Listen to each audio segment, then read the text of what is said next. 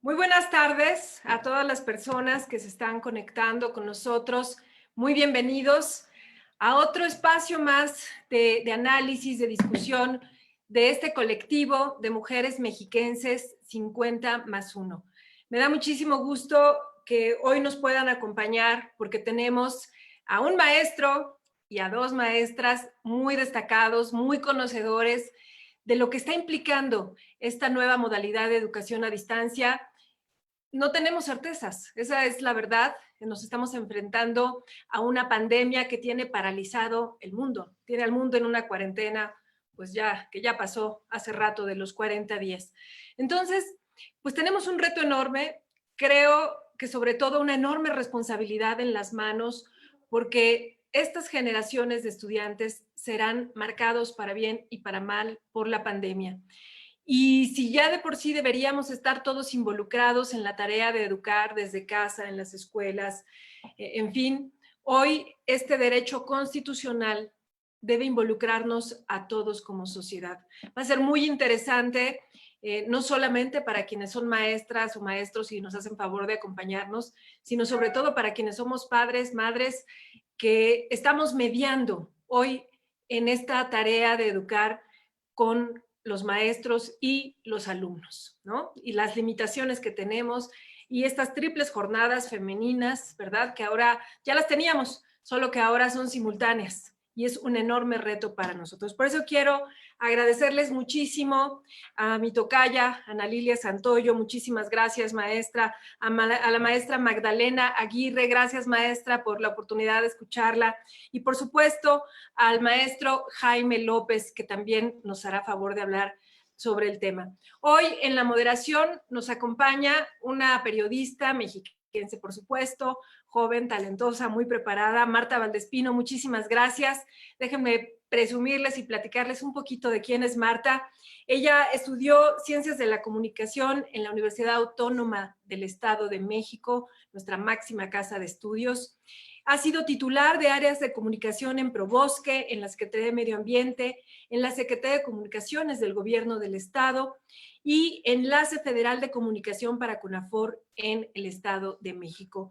Es catedrática, fue catedrática por 10 años en la Facultad de Ciencias Políticas y Sociales de la UAM y actualmente es coordinadora general de comunicación social del Poder Judicial del Estado de México. Gracias, Marta, por tu tiempo, por tu talento y por la oportunidad de coincidir ahorita. Te dejo en el uso de la palabra. Muchas gracias a ti, diputada Ana Lilia y presidenta de 50 más 1. Un gusto compartir este panel contigo, con ustedes, con los profesores que están haciendo historia en esta situación tan inédita que presenta la educación a nivel mundial y también en nuestro estado de manera particular, con todo este cambio de escenarios en lo que es ahora el proceso de enseñanza-aprendizaje, ahora en casa. Sobre todo pienso en el tema, diputada Ana Lilia, también del duelo de los profesores y el duelo de los alumnos de esta interacción presencial, que creo que también se volvió en algo, pues, que les pegó a los niños, les pegó a los adolescentes y a los universitarios. Seguramente platicaremos un poquito sobre esto en esta tarde y pues un gusto enorme estar aquí con ustedes y platicar también sobre esto que me preocupa mucho, pensar en la desigualdad económica y social que se ve reflejada en este proceso de enseñanza-aprendizaje a distancia, ya que tan solo el 60% de los hogares mexicanos cuentan con internet y cuentan con la posibilidad de que los niños tomen sus clases de esta manera a distancia y los propios universitarios. En muchas casas, en muchos hogares, debemos reconocer que hay solo un equipo de cómputo, que era suficiente en la situación normal de la vida cotidiana. Pero ante este escenario, pues se volvió en el elemento más codiciado y cotizado de la familia. Hablemos de esto, platiquemos, abundemos en el tema y construyamos juntos una solución después del coronavirus con este aprendizaje. Y bueno, pues voy a presentar a Ana Lilia Santoyo. Ella es licenciada en enseñanza de lengua extranjera, inglés, egresada de la Escuela Normal Superior del Estado de México, maestra en Administración de la Educación, doctora en Educación por el Instituto Universitario Internacional de Toluca y cuenta con un postdoctorado en Investigación Educativa. Se ha desempeñado como investigadora y catedrática en diversas instituciones educativas. En el 2005 se le otorgó el reconocimiento al mejor docente de secundaria de Toluca por la SEP en enero de 2005, repito. Asimismo, cuenta con cursos sobre el desarrollo del adolescente, de la educación secundaria, orientación educativa y ética política. Un gusto compartir contigo hoy, Ana Lilia.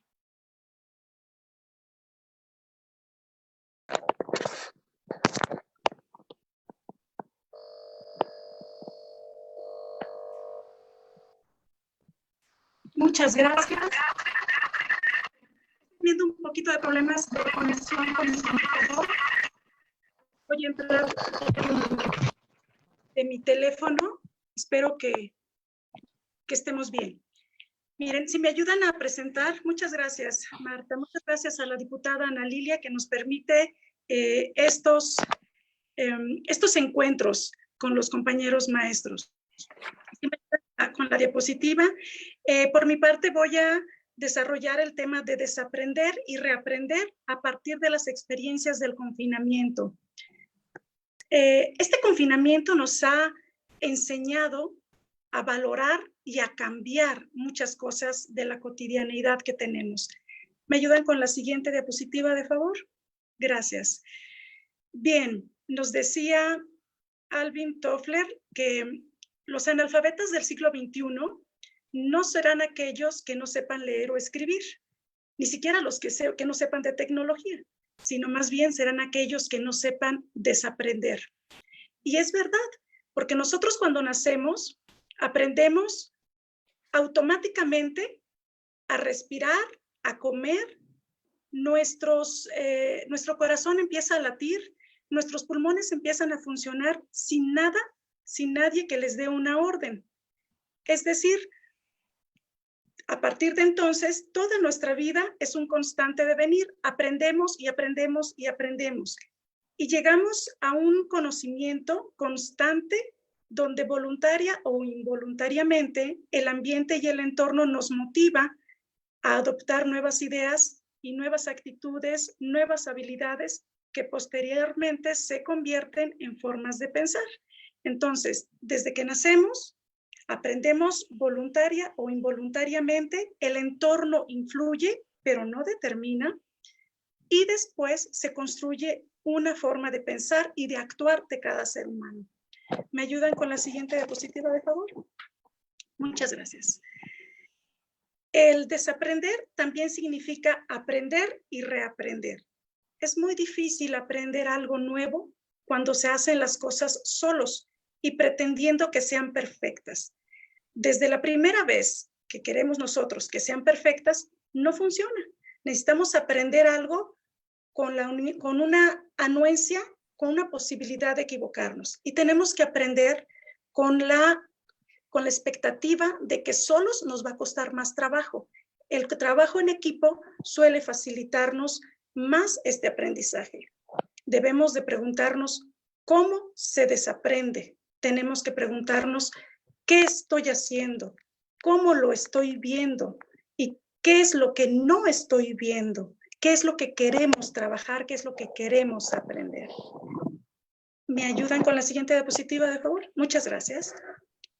Desaprender es hacer un esfuerzo constante para decodificar y desconocer patrones establecidos, avanzando zonas de comodidad intelectual. Eso es muy cierto, porque nosotros llegamos a una cotidianeidad, a una forma continua de hacer cosas de manera inerte muchas veces, pero que lamentablemente se vuelve en una comodidad, en un confort intelectual.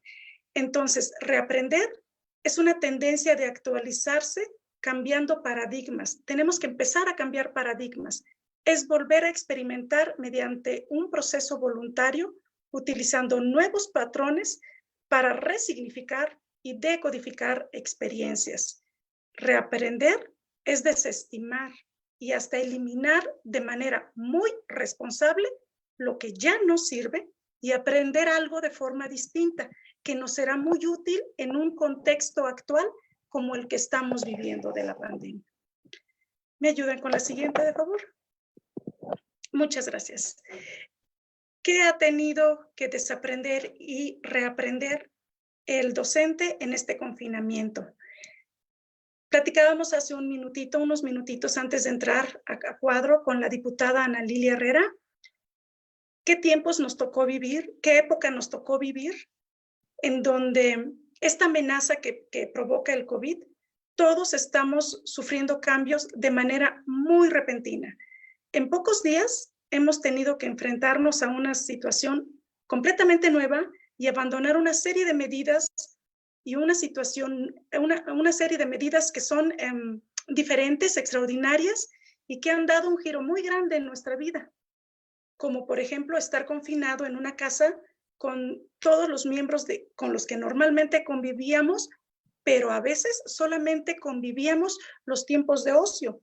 Teníamos una rutina marcada, nos levantamos, desayunamos, nos vamos al trabajo, a la escuela, y hasta que terminamos, regresamos. Y solamente el pequeño tiempo libre era el que convivíamos o el que compartíamos en familia.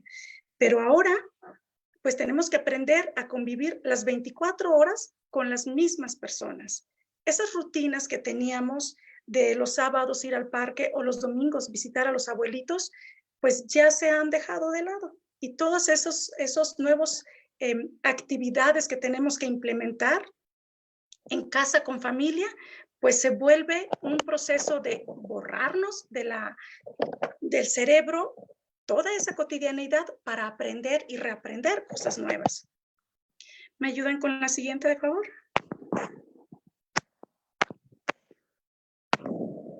De manera personal, el maestro, ¿qué ha tenido que aprender, desaprender? Primero, a controlar el estrés. Se alteró el sueño. Al manejo de las emociones, saber controlarse, porque a veces ese estrés nos hace enojarnos y enojarnos con las personas que más queremos, con las que tenemos más próximos a nosotros, que son nuestra familia. También hemos tenido que aprender, ¿le dan otro clic, por favor? Gracias. A organizar nuestros tiempos y a organizar espacios, porque en estos momentos, en esta pandemia y en este mundo en donde todo lo hemos aprendido a manejar ahora con el celular, pues las tareas de nuestros alumnos nos llegan a todas horas. En cualquier momento tenemos una reunión, a veces nos avisan unos minutitos antes y tenemos que improvisar, buscar un espacio donde tengamos la señal, el módem muy cerca para que no nos falle la señal, o la iluminación para que podamos vernos y ver nuestros rostros, lo que estamos diciendo. Y hemos tenido que organizar espacios en nuestra casa y hemos tenido que organizar nuestros tiempos, porque las tareas a los maestros les llegan a las 2, 3 de la mañana. La siguiente, por favor. A manejar la incertidumbre. Claro que sí, la incertidumbre, como decía Edgar Morin, por cierto, escribió un artículo a un mes de la pandemia, salió un artículo de él a un mes de la pandemia, en donde nos decía que, nos dicen que esta incertidumbre que genera estrés y que está muy alejada de la certeza, nos hace a los seres humanos reaccionar de manera inesperada ante los sucesos. Pero tenemos que aprender los maestros a enseñar, a manejar, a enseñarles a los alumnos a manejar esa incertidumbre. Cada vez nos dicen que el pico de la pandemia es la próxima semana, pues es la próxima semana, es la certeza que tenemos. ¿Qué han desaprendido los maestros? A planear la clase han tenido que desaprender porque ya no se planea igual. Ya no tienen los mismos elementos, las mismas herramientas, ni tienen a todos los alumnos en el mismo grupo. Han tenido que desaprender sus horarios laborales. Era de 7 a 1 o de 2 a 8, a 6, a 7, dependiendo del nivel en el que trabajaban. Pero pues ya no, porque ahora, insisto, los trabajos de los alumnos llegan a todas horas. En el momento en que el alumno puede conectarse a internet o el hermanito le presta la computadora, pues entonces envía los trabajos al maestro. Y puede ser desde las 7 de la mañana hasta las 8, a las 12 o a la 1 de la mañana. Hay comunidades en donde a esa hora el internet es más ágil, es más fluido. Entonces, a esa hora se conectan. El sistema de evaluación también se tuvo que desaprender porque no evaluamos este tercer trimestre de manera como evaluábamos antes, con coevaluación, autoevaluación, heteroevaluación, evaluación continua. No pudo ser de esa manera.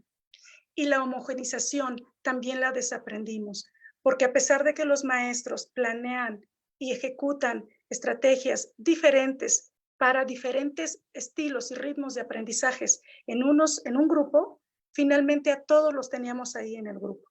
Ahora no, ahora los tenemos todos en todas las comunidades y con una diversidad social inimaginable. ¿Me ayudan con la siguiente, de favor? Muchas gracias. También, ¿qué hemos reaprendido? Pues hemos reaprendido a organizarnos con la señora de la papelería, porque ahí los maestros dejaban trabajo a los niños que no tenían internet o que no tienen una manera de comunicarse por teléfono o por WhatsApp. Entonces, tenían que organizarse con la señora de la papelería o con el cura del pueblo. Y entonces, de verdad, aunque parezca extraño, pero así es. Bien. También reaprendieron nuevas formas de planear, ya lo habíamos comentado, a escuchar los consejos tecnológicos de los pequeños. ¿Por qué? Porque en la clase presencial, el maestro es el que va guiando, orientando a los alumnos ahí hacia el aprendizaje. Pero de esta manera, con herramientas tecnológicas, son los niños los que nos han enseñado a utilizar estas herramientas, a organizar e impartir clases por Zoom o por Google Meet u otras plataformas, a implementar videos tutoriales, porque es muy difícil enseñar la raíz cuadrada por WhatsApp o por Facebook Live o solo por mandándoles imágenes. Es muy difícil. Entonces, buscaban el tutorial, buscaban la guía y se las hacían llegar a los niños. La diversa gama de realidades sociales de los alumnos también ahora la tuvimos que reaprender. Alumnos que no conocíamos, que viven en condiciones muy desfavorables, hemos tenido que reaprender cómo esas realidades sociales afectan su aprendizaje. Abordar nuevas realidades, valorar los aprendizajes de los alumnos desde otro marco, desde otro contexto, ya no como lo hacíamos de manera tradicional, a buscar certezas para quitarse esa incertidumbre. Tenemos que buscar certezas. Lo único cierto ahora es que tenemos esto. Tenemos que adaptarnos a esta nueva realidad, a esta nueva normalidad, y tenemos que luchar con ellos. Y tenemos que trabajar con ellos, empezando por nosotros mismos. Escuchar y tranquilizar a los alumnos que han sido marcados por esta pandemia. Esa es otra de las cosas que han reaprendido los maestros. Las habilidades socioemocionales que empezamos a trabajar en educación básica se han vuelto un elemento indispensable para saber controlar el estrés y para saber ayudar a ellos que han perdido a un ser querido. Muchos de nuestros alumnos han perdido seres queridos, los abuelitos, los tíos o incluso los papás. Entonces, en ese contexto donde los niños están así tan afectados, pues lo que menos quieren es aprenderse la raíz cuadrada. Entonces, es complicado, pero hemos aprendido, los maestros hemos reaprendido a acercarnos a ellos y a tranquilizarlos y a pedirles y a enseñarles que esto vamos a adaptarnos y vamos a superarlos. Y lo vamos a superar muy pronto. La siguiente. Muchas gracias. Muchísimas gracias.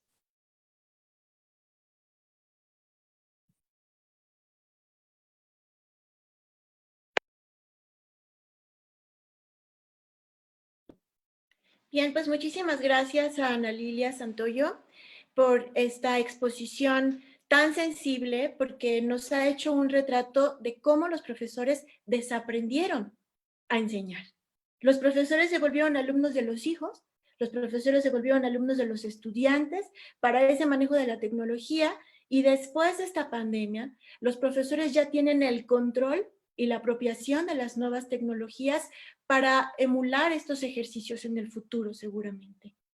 Muchas gracias también por este señalamiento que nos haces, Ana Lilia Santoyo, de la gestión de los cambios y de las emociones, principalmente ante el duelo que viven los niños, las niñas y los adolescentes en casa, no solamente de otros familiares. Qué fuerte esto que nos comentas de los papás y los casos que tú has vivido, pero pues también repito este duelo del cambio de vida, del cambio de escenarios. Los niños, los adolescentes, las niñas extrañan su salón, extrañan la interacción, y entonces todo este cambio de escenario de aprendizaje también requiere una nueva adaptación psicoeducativa.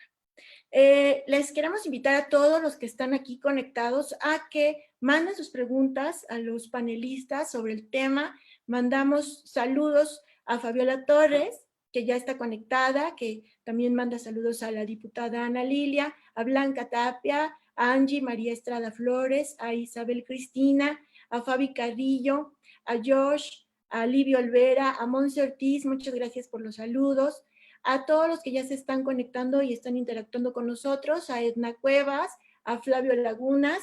Esperamos ahora no solamente que nos escuchen estas ya más de 360 personas mexiquenses que se han acercado a este panel organizado por 50+1 Estado de México. Ahora vamos a escuchar a nuestra siguiente panelista. Ella es Magdalena Aguirre Benítez. Estudió la licenciatura en Pedagogía en la Universidad Nacional Autónoma de México y la especialización en Investigación Educativa en el Instituto Superior de Ciencias de la Educación del Estado de México. También cuenta con estudios de psicoterapia gestal. Se desempeña como docente desde 1976 en diferentes niveles y servicios educativos. Ha sido ganadora de premios de investigación a nivel nacional y estatal. Ha participado como ponente en congresos nacionales de educación, Pablo Latapizarre, foros organizados por la SEP y foros del Banco Interamericano de Desarrollo. Muchísimas gracias, maestra Magdalena Aguirre Benítez. Escuchamos lo que nos tiene que compartir esta tarde aquí en el foro de 50+1. Muchísimas gracias por este espacio. Quisiera pedirles de favor si me pudieran apoyar con la presentación. La temática que su servidora aborda el día de hoy se llama La democracia se juega en la relación educativa. En estos tiempos de pandemia tenemos que revisar cómo nos relacionamos. Aún más, dada toda esta situación de pérdidas y dada toda nuestra historia en cómo nos hemos venido relacionando e interactuando. La siguiente, por favor. ¿Cómo surge esta temática? ¿Por qué este título? Porque obedece a lo aprendido durante 44 años de servicio educativo, específicamente construido a partir de 2 momentos de vida. El primero, al vivenciar procesos de liberación durante 10 años en diferentes talleres y cursos de psicoterapia para elaborar y superar experiencias de abuso, autoritarismo y colonización, rebasar interacciones personales basadas en la verticalidad. Y el segundo momento, al conocer una estrategia que potenciaba y cambiaba de manera significativa esta verticalidad por una relación horizontal en la interacción tan urgente en estos momentos de pandemia. La siguiente, por favor.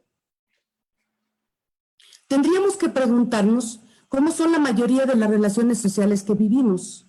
¿Están caracterizadas por el verticalismo, es decir, hay quienes instruyen y otros obedecen? ¿Cuál es la forma más usual de interacción en la educación?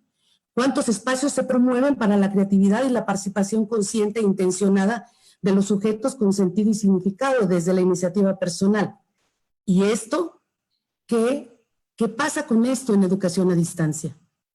Reflexionemos. Si predomina la verticalidad, entonces, la siguiente, por favor. La verticalidad promueve desigualdad, pues no se tienen los mismos derechos ni obligaciones de quienes instruyen. No es posible elegir lo que quiero aprender, requiero obedecer y cumplir lo que el otro u otra me indica. De lo contrario, pierdo su aprobación. Luego entonces obedezco y así me quito de problemas, entrecomillado. Pues socialmente esto es un problema mayor. La siguiente. ¿Cómo lograr la formación de sujetos autónomos con la capacidad de aprender a aprender si solo ejecutan instrucciones? ¿Y qué ocurre cuando asumimos que atender instrucciones es la única forma de vida, pues desconocemos otras formas de vivir y nuestra narrativa se construye en esa lógica?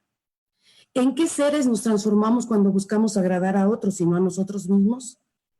¿Cómo vivimos fuera si no nos reconocemos a nosotros? Siguiente, por favor.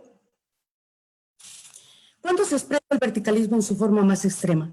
Cuando no cumplimos las expectativas de otro o de otra, o cuando no cumplen nuestras expectativas y esperamos que así sea. Entramos en una dinámica de violencia que se incrementa paulatinamente con la correspondiente deshumanización, hasta tratar al ser humano como objeto y disponer de él como mejor nos plazca. Seguimos. La siguiente, por favor. Y tendríamos que preguntarnos en estos momentos de esta circunstancia tan extraordinaria, ¿el verticalismo tendría que ver con la violencia intrafamiliar? Nosotros como docentes tendríamos que preguntarnos esto, precisamente cuando estamos trabajando con nuestros estudiantes. ¿Tendrá que ver con decisiones tomadas solo por el placer de someter a otros o a otras haciendo a un lado el bien común? ¿Tendrá que ver con los feminicidios? La siguiente, por favor. Sigamos con la reflexión. ¿Nos hemos relacionado en condiciones de igualdad en estas circunstancias y antes de ella? ¿Nos hemos manejado con horizontalidad? ¿Cómo son las relaciones entre docentes y estudiantes en estos momentos? ¿Cómo fue antes? ¿Cómo es la interacción entre docentes y padres y madres de familia? ¿Es desde la horizontalidad o qué está ocurriendo? Entre integrantes de la familia, entre hombres y mujeres en casa, ¿sabemos cómo está esa relación para saber interactuar como docentes? ¿Existen nuevas masculinidades que permitan avanzar hacia las relaciones de igualdad entre hombres y mujeres? ¿Cuántas acciones son pensadas por alguien y ejecutadas por otros u otras? ¿Cuántas acciones son diseñadas sin opinión de quienes las ejecutan? Los docentes tenemos que pensar muy bien esto, a detalle, conociendo la dinámica familiar y la dinámica de nuestros alumnos. Seguimos, por favor. Relacionarnos desde el verticalismo está asociado a normalizar la ecodepredación, la corrupción, las dificultades en la formación de ciudadanos con competencias para la vida, de la violencia en todas sus expresiones. Es decir, cuestionémonos, ¿la verticalidad está asociada a preservar la vida o a destruirla? Seguimos. Una última pregunta. ¿La pandemia será consecuencia de esta verticalidad? Cada uno tendremos nuestra mirada. Y dentro de los eventos de la pandemia hay grandes aprendizajes. El confinamiento ha permitido valorar el núcleo familiar del cual formamos parte y las relaciones establecidas con el exterior. Tendríamos que profundizar en la conciencia sobre esto. La pandemia nos ha obligado a reconocer nuestra igualdad como seres humanos, a visualizar el mundo como un todo, a reconocer al planeta como nuestra única casa y a reconocernos como sujetos, que somos parte de una especie que necesitamos ayudar a que permanezcamos en este planeta. Siguiente. ¿Cuál es uno de los desafíos docentes? Transformarnos a través del establecimiento y práctica de relaciones humanas horizontales, lo que se enuncia fácilmente, pero requiere de mucha voluntad y trabajo de reconstrucción personal y por lo tanto social. ¿Cómo lograrlo en y después del confinamiento? Es posible a través de cualquier medio.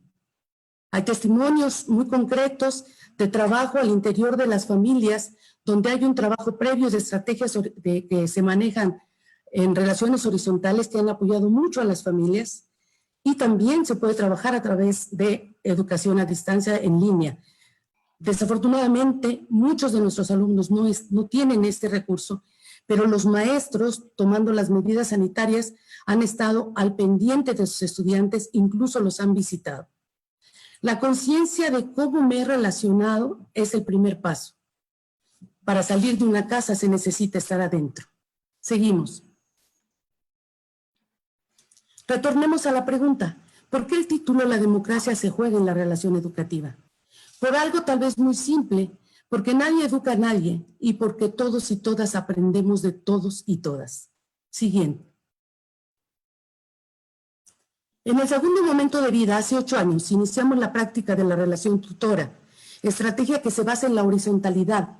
Al principio nos parecía imposible y hasta absurdo que los estudiantes, docentes y padres de familia eligieran lo que deseaban aprender, así como atender de manera personalizada a cada ser humano con el que se trabajaba y dialogar con él o ella, para lograr apoyarle en la apropiación del tema elegido que requería, que le interesaba estudiar. Con el tiempo descubrimos que era maravillosamente posible. La práctica de la relación tutora nos ubicó como sujetos en condiciones de igualdad y de colaboración, que ahora ha sido realmente importante en las familias donde hay niños, padres de familia, formados como tutores, porque saben cómo ayudar de una manera mucho más horizontal y colaborativa. Sí, seguimos. ¿En qué se parece esto a la democracia? La capacidad y el derecho de elegir, dialogar, atender personalmente al sujeto, a la persona, apoyarle en hacer conciencia de su propio proceso de aprendizaje y acompañarle a presentarse y a integrarse a nivel social. Siguiente. La relación tutora se trabaja con todas las figuras, alumnos, padres y madres de familia, docentes, y se ha demostrado un gran apoyo cuando trabajamos con equipos de supervisión y directivos, que ahorita es fundamental, dado que la comunicación y el acompañamiento, la contención que podemos dar en esta estrategia, haciendo preguntas, buscando razonar en colectivo, buscando tomar acuerdos de cómo lograr establecer una comunicación en horizontal con las familias para no presionar más de lo que la pandemia ya lo está haciendo. Entonces, a través de la estrategia de relación tutora se reconoce a los sujetos como únicos. Es por ello que se trabaja de manera individualizada. Seguimos. Esta es una fotografía antes de la pandemia donde los padres de familia dialogan de uno a uno, en parejas. El diálogo es fundamental en la relación tutora. Permite escuchar al otro y no suponer lo que creo que él quiere, sino realmente escuchar. El diálogo en estos momentos de pandemia con las familias, con los niños, adolescentes, ha sido vital para saber de entrada cómo están, cómo lo están procesando y cómo ayudar. Siguiente. El conocimiento y la información en esta estrategia, que es tan preciado en el verticalismo como tal vez fuente de poder sobre el otro o la otra, resulta que ahora es de todos y todas. La función del tutor es ayudar al otro sin juzgarlo. Y su maestría reside en respetar su proceso, sus creencias, su historia, a través del diálogo. Esto es muy importante reconocerlo en los contextos y en los diálogos con los niños, niñas y adolescentes. ¿Esto acaso está asociado a la democracia? Seguimos. Una vez que eres tutor y tutorado de manera sistemática, empiezas a descubrir la capacidad de aprender y enseñar que todo ser humano tiene. Aceptas la diversidad de miradas sin pretender que tu forma de andar por el mundo sea la única. Avanzas en entenderla y en reconocerte dentro de ella. Esto es fundamental para establecer estos procesos de ayuda y de colaboración con las familias. Seguimos. Una cita del creador de esta estrategia: la intensidad con la que se alertan las facultades y se aprenden en relación tutor es la constante de cualquier búsqueda que se emprende por sí misma, con libertad y autonomía, y se desarrolla con apoyo de quienes están cerca y más saben. Siguiente. La pandemia nos exige revisar nuestro actuar y cambiar lo necesario para preservar nuestra existencia como especie humana. Por complejo que parezca, requerimos resignificar la escuela, cambiar su organización, relacionarnos horizontalmente todos los integrantes de la comunidad educativa y en estos momentos enfatizar la relación horizontal con padres y madres de familia, formándolos como tutores para que gestionen con autonomía el aprendizaje de sus hijos y no por una instrucción externa, porque de pronto puede ser muy, muy presionante el que estén recibiendo, ahora haz esto, ahora haz lo otro. tenemos que trabajar en comunidad, trabajar colectivamente para que podamos fabricar pertenencia. Siguiente. Cierro con este planteamiento. La democracia se vive con ciudadanos responsables, conscientes de sus elecciones, derechos y obligaciones en relación al bienestar común. Muchísimas gracias.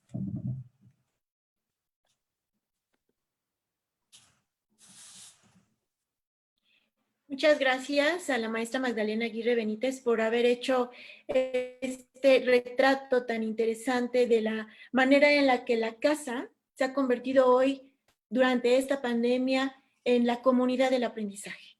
Tenemos que empezar a verla como un escenario diferente, y gracias también a su guía de ustedes como docentes, es que los padres seguramente se han sentido también apoyados y han podido reconstruir esta dinámica de aprendizaje en el Estado de México y en el mundo. Sin duda, estos días, como usted mencionaba, maestra Magdalena, han sido de reflexión al interior.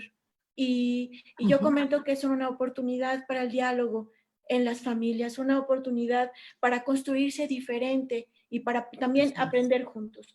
Aplaudo la misión de los docentes que, como ustedes, entraron a la casa de los alumnos y los alumnos entraron a su casa. Y en ese momento se convirtieron en un mismo nivel, ¿no? Porque a la casa entran los amigos y con los amigos hay una relación horizontal.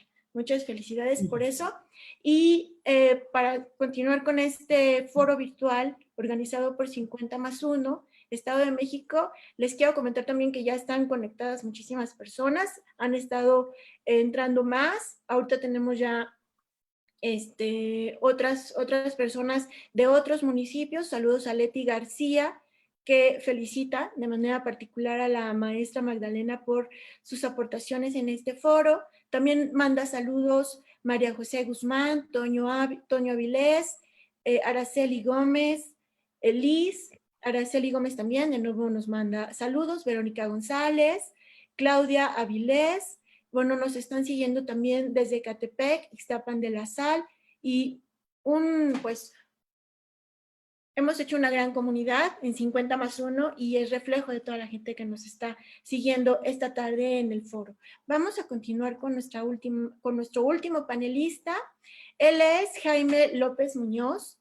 Él estudió la carrera de profesor de educación primaria, realizando además estudios en psicología educativa, pedagogía, administración con especialidad en el factor humano, psicoterapia gestal y orientación familiar.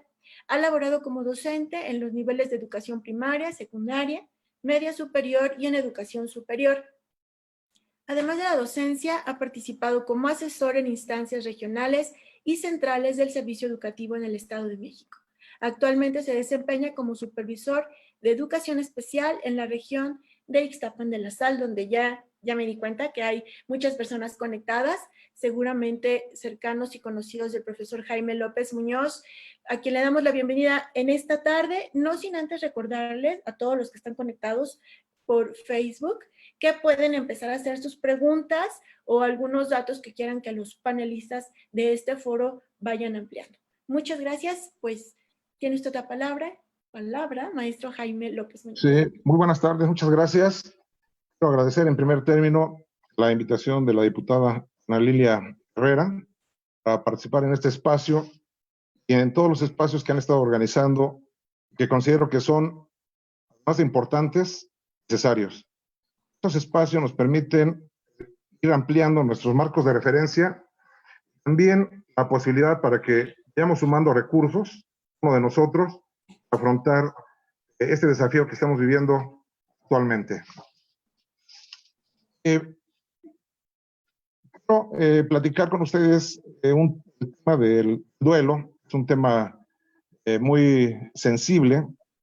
Es un tema que estamos viviendo todos a nivel mundial y que todos de alguna manera tenemos experiencia en vivir el duelo.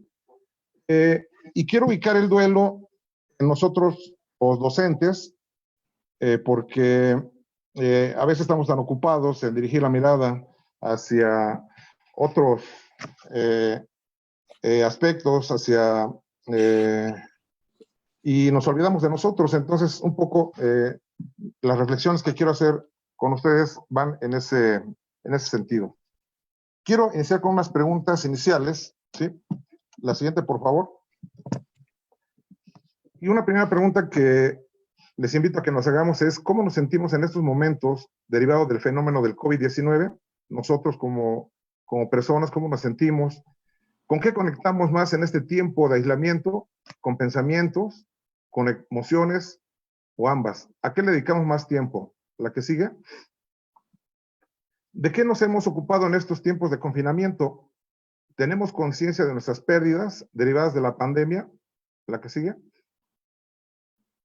¿Qué hacemos con esas pérdidas? ¿Qué significado le atribuimos a la pandemia?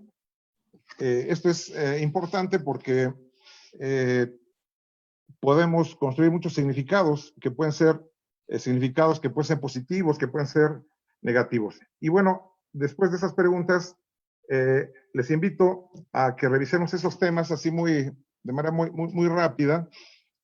Vamos a hablar de estos puntos. ¿Para qué y por qué hablar del duelo en los docentes? ¿Qué es el duelo? ¿Cuáles son las afectaciones que provoca el duelo? ¿Qué reconocimiento hay acerca del duelo a nivel social? ¿Qué pérdidas nos ha dejado la pandemia a los maestros de manera muy particular? Y un último, elaborar el duelo para continuar el camino y focalizar los recursos personales y profesionales en los desafíos que tenemos como docentes. ¿La que sigue? Bueno, hay varias razones para hablar de duelo entre nosotros los maestros. Una, por situación de nuestra salud, ¿sí? De nuestra salud mental. También de aceptar una nueva realidad, una realidad que vino a cambiar en 360 grados la forma en cómo vivimos. Pero también otra razón importante es que los maestros debemos seguir trabajando para ofrecer un modelo de regulación en el contexto escolar. Nosotros somos los primeros en que tenemos que estar autorregulándonos, mostrándonos regulados para que de esa manera podamos hacer acompañamiento a nuestros alumnos.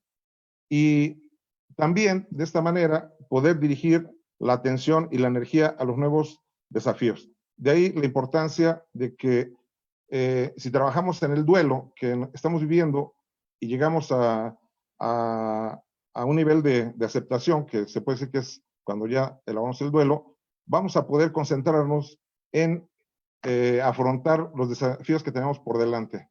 La que sigue.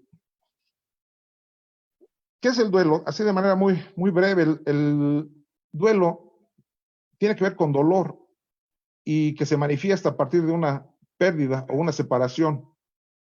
Y este duelo en todos los seres humanos es normal y es un proceso natural. La que sigue.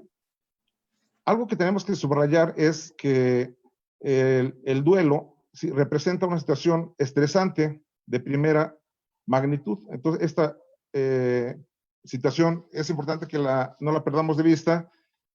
El duelo representa estrés para todos los que lo estamos viviendo. La que sigue. Por duelo se entiende la sensación de pérdida sin posibilidad de recuperación y hablamos de fallecimientos, allá hablamos de pérdida de salud, hablamos de pérdida de trabajo, entre otras muchas cosas que enseguida vamos a revisar. La que sigue. Hay varias construcciones acerca de cuáles son las etapas por las que pasamos en un proceso de duelo.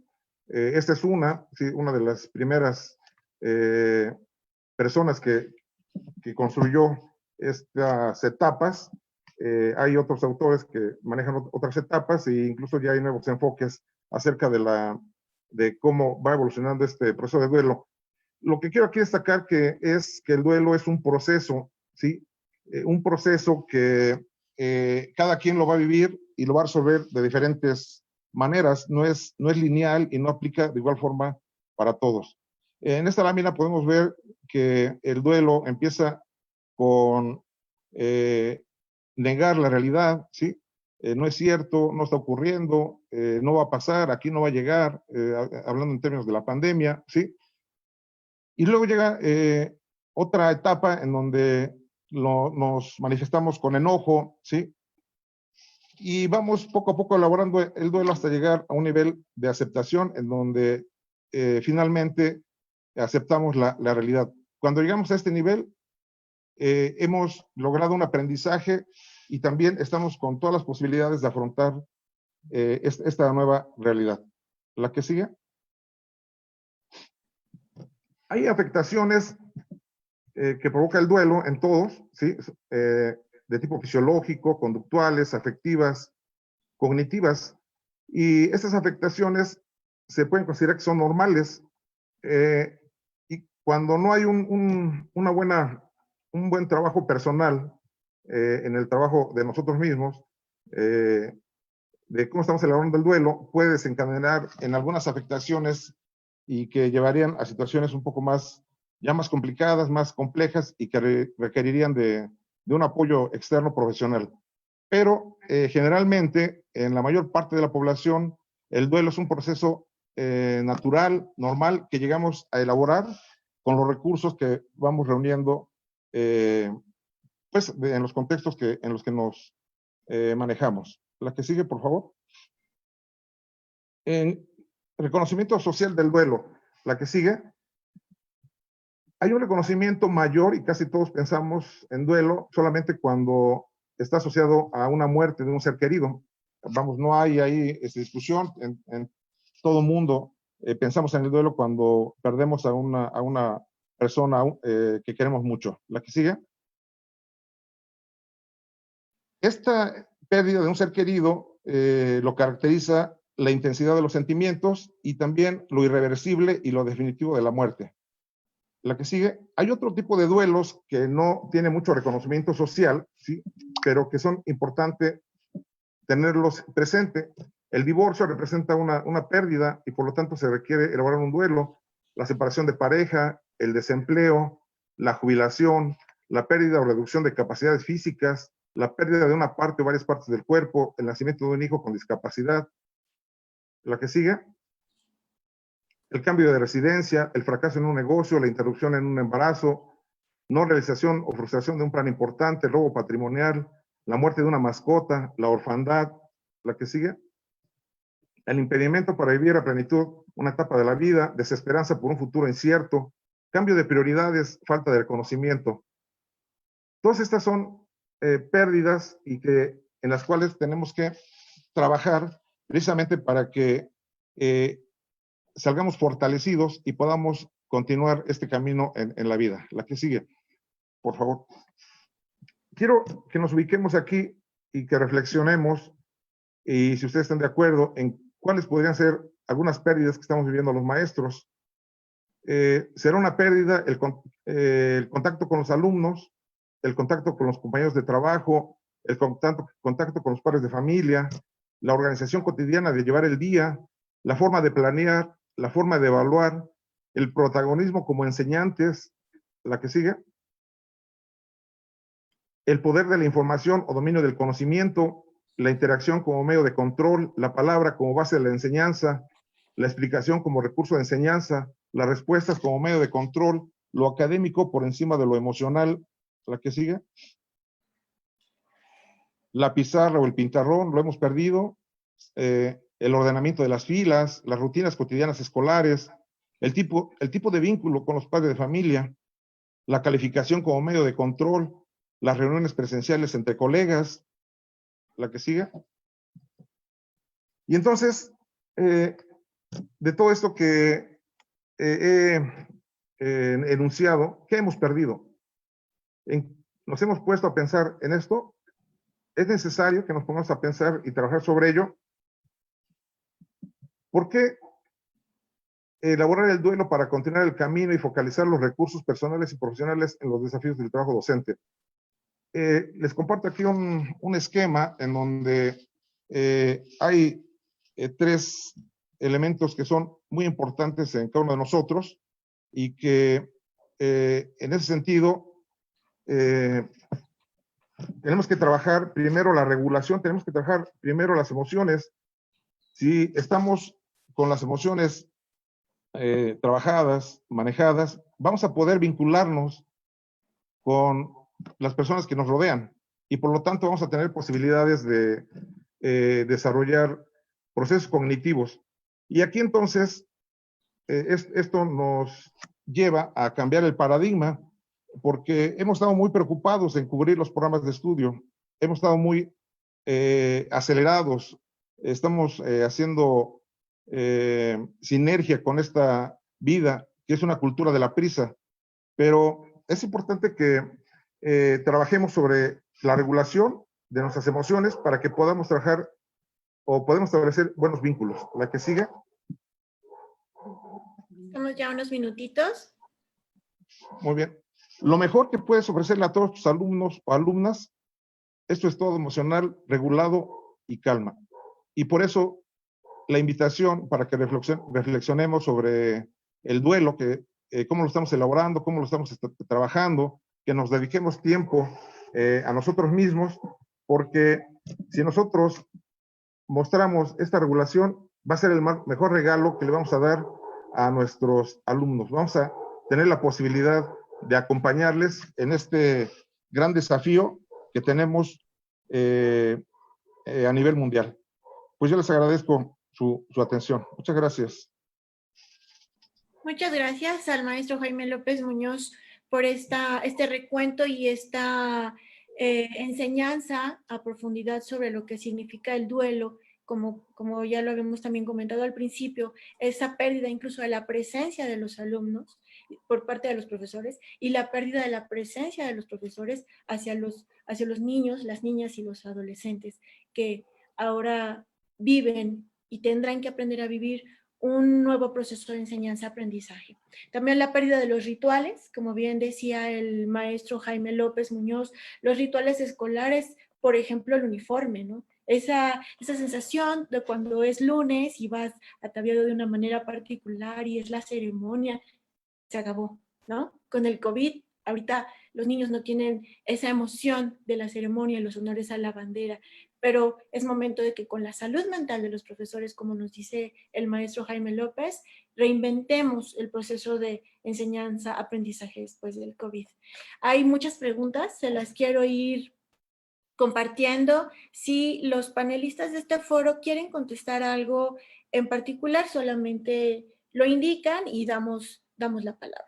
Aquí nos preguntan, ¿qué opinan de que estas circunstancias del confinamiento han mostrado también las capacidades que en el aula no se habían detectado? ¿Ustedes han tenido esa experiencia como docentes? Algunos se han dado cuenta que sus alumnos fuera del espacio áulico rinden de otra forma hacia lo positivo.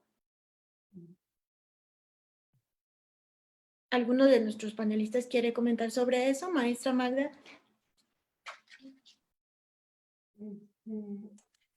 Yo creo que definitivamente es cierto. La capacidad de la naturaleza humana de aprender y de enseñar precisamente ha salido a flote en la ausencia de los docentes en casa. Los chicos, cuando empiezan a hacerse cargo, esto lo hemos visto mucho en la estrategia que yo les comentaba, cuando empiezan a hacerse cargo de su aprendizaje, se hacen autónomos y autogestivos y empiezan a hacer investigación de una manera maravillosa. Ahí precisamente lo que tenemos que cuidar los maestros es no detenerlos y ser totalmente empáticos con estas capacidades y no sentirnos desafiados ante esta autonomía y ante esta gestión, porque hay chicos que son tan atentos, tan listos, con tanta iniciativa, que bueno, sacan toda una serie de planteamientos que los maestros a veces no los teníamos previstos. Y esto lo hemos venido descubriendo en todas las conversaciones, por ejemplo, que se han tenido a nivel telefónica con los chicos y con todo el trabajo con los padres, los supervisores, directivos y docentes. Yo podría comentar esa parte. Gracias a la maestra Magdalena. Tenemos una pregunta de Miguel Ángel Mondragón que me gustaría que la maestra Ana Lilia nos pudiera comentar y contestar, nuestra panelista Ana Lilia. ¿Cómo podemos ayudar y apoyar a los alumnos que derivado de esta pandemia están cayendo en desmotivación por seguir estudiando o por seguir preparándose? Hay también algunos análisis globales de que va a caer el número de alumnos en presencia en las escuelas. Es algo que no podemos perder de vista. Ana Lilia, ¿qué nos puede comentar, maestra? Muchas gracias. Efectivamente, los estudios nos dicen que habrá deserción, una deserción importante a nivel de educación básica y media superior. ¿Por qué es esto? Los chicos, como bien lo decía la maestra Magda en su participación anterior, muchos se han vuelto autodidactas, se han vuelto muy independientes en su aprendizaje y han descubierto esas potencialidades que tienen. Sin embargo, hay algunos otros que no tienen ningún elemento, ningún apoyo de herramientas tecnológicos que pueden ellos utilizar a la mano para continuar con este aprendizaje. Algunos de ellos se sienten que ahorita ya están desfasados, que van a regresar al próximo ciclo y que muchos de sus compañeritos van a dar ventaja. Así es. Lamentablemente. Y posiblemente. Es importante la comunicación entre el docente y los alumnos. Hay que motivarlos, hay que decirles que esto sigue, tenemos que seguir aprendiendo y la vida va a continuar. Es una nueva normalidad. Tenemos que continuar. Así es, también habrá que no perder de vista que después de esta pandemia habrá muchos padres y muchas madres lamentablemente desempleados y habrá ausencia física de papás, de mamás, de proveedores en las familias que también lamentablemente impedirá que los jóvenes, que los niños, las niñas, los adolescentes regresen a las escuelas. Y una última pregunta rapidito para el maestro Jaime López Muñoz. Usted que nos ha dado toda esta cátedra sobre el duelo, ¿cómo aplicar la resiliencia educativa en nuestros hijos en esta nueva modalidad de educación?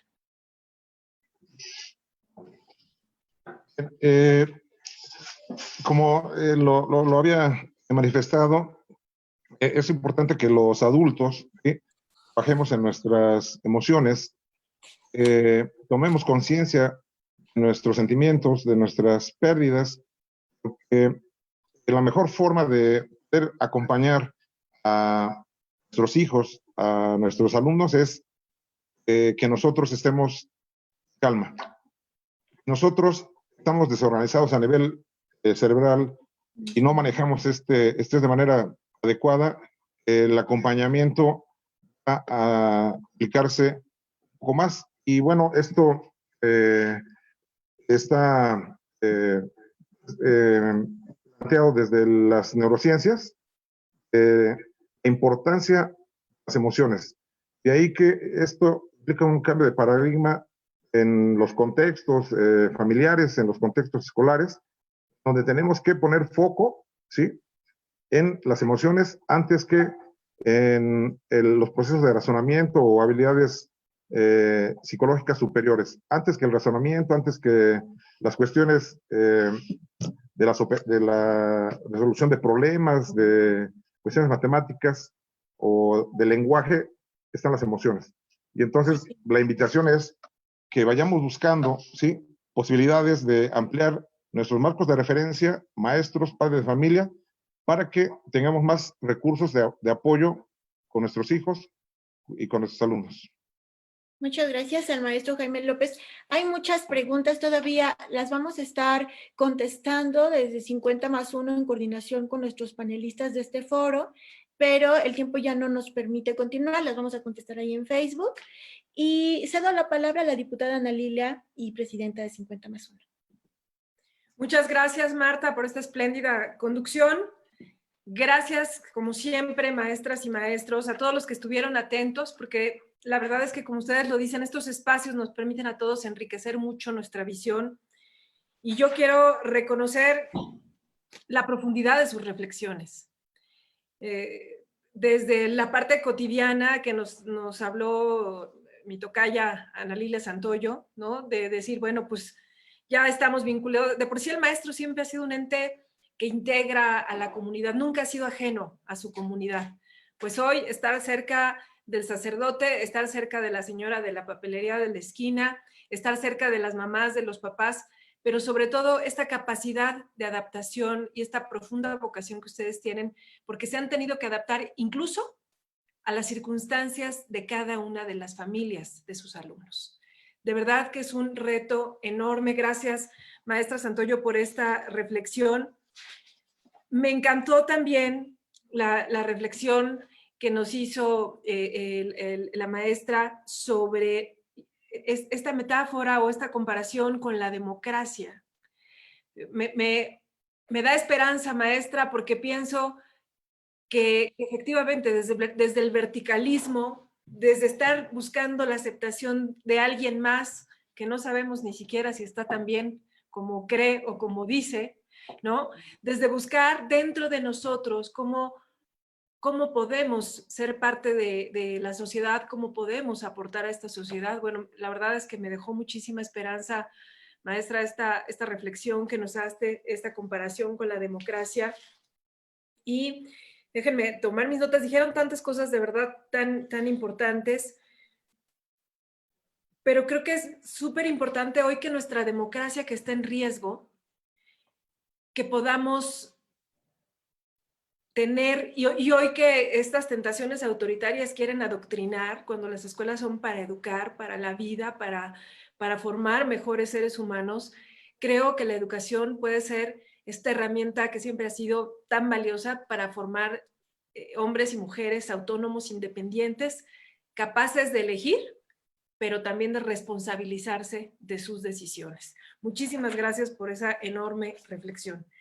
Y maestro, este tema del duelo, de verdad que es una reflexión que tenemos que hacernos todos. Creo que hemos perdido mucho, valoramos muchas cosas que teníamos y no sabíamos, ¿no? La posibilidad de ir al parque, la posibilidad de salir a tomar un cafecito, de ver a las personas, de oler, en fin, hay mucho que hemos perdido. Pero creo que en esas pérdidas está también la oportunidad de reencontrar todo lo valioso, de poner en una balanza qué es lo importante en nuestras vidas, y creo que eso sí nos está permitiendo la pandemia. Y sin duda la salud está ahí. Yo me hacía preguntas y me la acabaste contestando, maestro, porque yo decía, ¿qué nos pueden sugerir nuestros maestros y maestras a los papás, a las mamás? Bueno, ya me la contestaste. Tomo nota como mamá también. Un estado emocional regulado, que vean que tú como adulto pues eres capaz de encontrar un equilibrio dentro de este remolino de emociones que seguramente todos traemos con esta pandemia. Y bueno, pues como decía Benedetti, cuando creíamos que teníamos todas las respuestas, nos cambiaron todas las preguntas. Y yo me quedo con mucha tarea como legisladora también. Habrá que reestructurar presupuestos. Los voy a invitar, si me autorizan, maestras y maestros, porque a mí me gustaría saber qué del presupuesto, que de por sí va a ser un presupuesto mínimo con esta caída de la economía que hemos tenido tan grave desde el año pasado, desde antes de la pandemia. Necesitamos que los presupuestos lleguen a donde realmente se necesitan. Y a mí me parece que primero hay que fortalecer estos liderazgos de los directivos, de los propios docentes, que son tan importantes hoy más que nunca, siempre lo han sido, pero hoy son cruciales. Efectivamente, creo que vamos a tener deserción escolar. Muchos jóvenes que trabajaban para poder estudiar, pues ahora ya no van a tener trabajo, ¿no? Pienso en niveles medio, superior y superior. Muchos pequeños, aunque estén en primaria, pues a lo mejor ante la necesidad de que los papás salgan a trabajar, pues van a tener que ponerse a cuidar a los hermanos. Y yo me pregunto cuánta certeza tenemos a veces de si hicieron las tareas, ¿no? Si nos vamos a trabajar, si se quedan solos. En fin, hay muchísimas dudas ahí, mucho que hacer, pero sí es un reto a vencer, evitar la deserción escolar. Reestructurar los presupuestos también para introducir el uso de tecnologías. Ahora sí ya es inevitable, parecía un lujo. Me acuerdo en la campaña de la Bastida que decía, hablaba del inglés, de las computadoras, lo tiraron de a loco. Bueno, pues hoy la realidad nos está obligando a que esto pueda ser una realidad para garantizar los aprendizajes. Y habrá que replantear también, y con esto cierro, los planes de estudio, las formas de evaluar y lograr que los aprendizajes, fíjense qué reto tan enorme que tenemos todos como país en el sistema educativo, lograr que los aprendizajes garanticen la inserción laboral. en un mundo donde ya también cambiaron todas las preguntas. Entonces, gracias por estas reflexiones tan profundas, tan importantes. Yo me quedo con esta tarea de pedirles en otro momento que nos juntemos para hablar de presupuesto, porque ustedes mejor que nadie saben dónde están las necesidades. A mí me parece terrible, por ejemplo, que el presupuesto para la enseñanza del idioma inglés y para la capacitación para inglés de nuestros maestros, pues se haya recortado, se quiera minimizar. Creo que hoy más que nunca tenemos una realidad global y tenemos que estar atentos para que nuestros pequeños, nuestros estudiantes, los jóvenes puedan salir adelante en un mundo que ya cambió radicalmente. Muchísimas gracias, maestras, maestro, querida Marta, a todos los que nos hicieron favor de conectarse. Gracias porque nos vieron desde Sultepec, Ecatepec, Texcoco, Villa del Carbón. Bueno, ya estuve leyendo ahí todos los mensajes. Gracias, gracias. Nuestro reconocimiento siempre a las maestras y maestros de este gran estado. Siempre han sido el pilar de la educación y hoy más que nunca de verdad me emociona cuando los veo.